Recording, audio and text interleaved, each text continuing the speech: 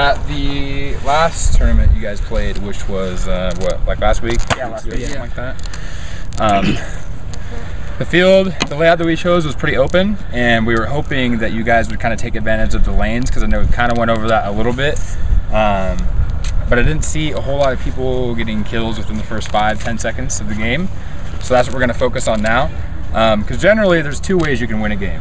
Either you win it within the first 10 seconds because you have bodies up, or you play 5-on-5 and you just have to be the better gunfighters. That's really the only two ways that you can win games. And generally the easier way to do it is to kill the other guys and have a body advantage. So we're going to kind of go over how to do that effectively today. And then after that, we'll talk about how to run and gun in an efficient manner, and then also kind of just general like gun holding protocol, because there's a lot of problems with that too.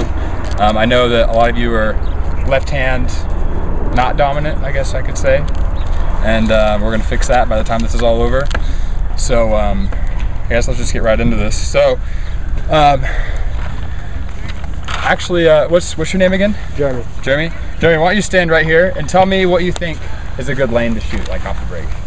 Well, if someone's going to right there. Snake corner. Right there. Yeah. Okay. So does everybody see what he's getting at?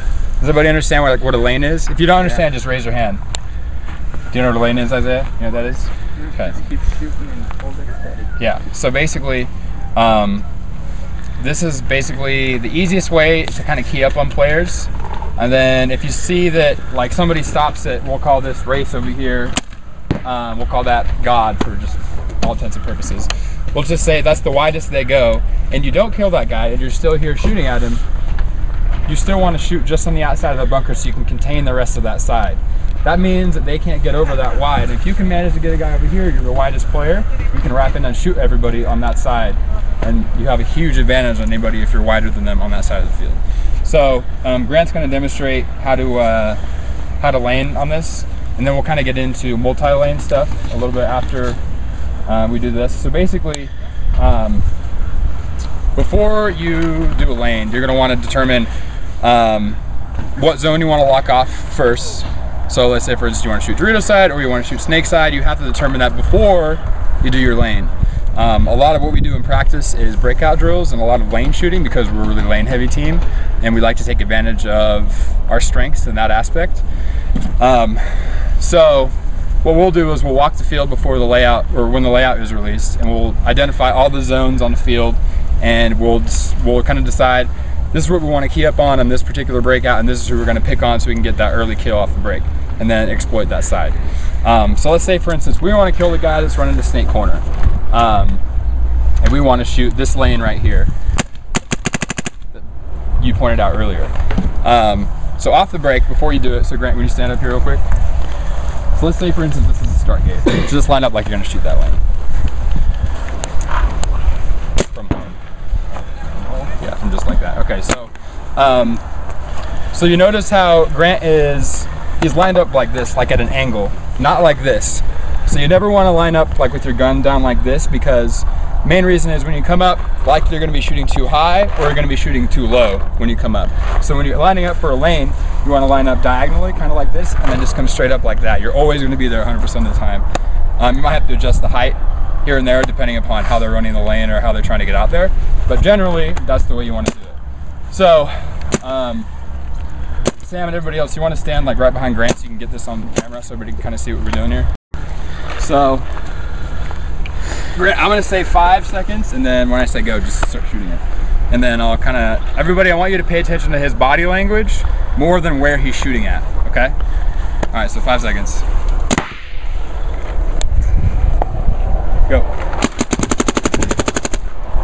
Okay, so notice how when Grant shoots his lane, before he does anything, before the count's even called, he has his gun touched up to the gate and he's looking where he's going to be shooting. Don't do this.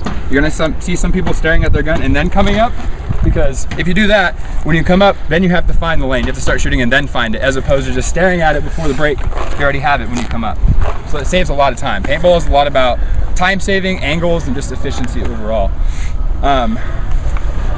So that's just like a singular lane shooting. So just like that. Multi-lane shooting is when one person shoots more than one lane off the break. So say for instance, we find that the guy, well, let's say for instance, we start killing this dude like really efficiently just off the break, like 6 out of 10 times, right? And they decide they want to start playing the center more, or he's like delaying out. So if you start picking up on that, instead of shooting here, you can shoot over here. And so then if he decides, hey, I want to start going out to snake corner more, because he finds out that you're doing that, and it's too hard to pick up a guy that quick most of the time if he's just running out to snake corner. So if he decides to run to snake corner and you want to shoot here, then you can adjust over here as well. So it's going to look something like this. So Grant, can you call it real quick? 5. Go. So it's just like that. The second you see him get past your lane on the first one is when you switch.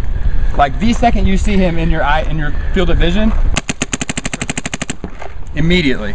If you delay and you wait for him to like get past your paint and you catch yourself paint watching, that's when you're gonna get into trouble. He's gonna make that bunker. So you can stop the. So instead of where that cone is in front of it, So you want to go over in front of the corner instead. Right to the- give yeah, right yourself to the inside of the corner. You would instead give yourself that time to put the paint there. He'll have a little farther to run, but I mean, like, that's where we're going. That's where he's guaranteed going, so you know he's going to go there.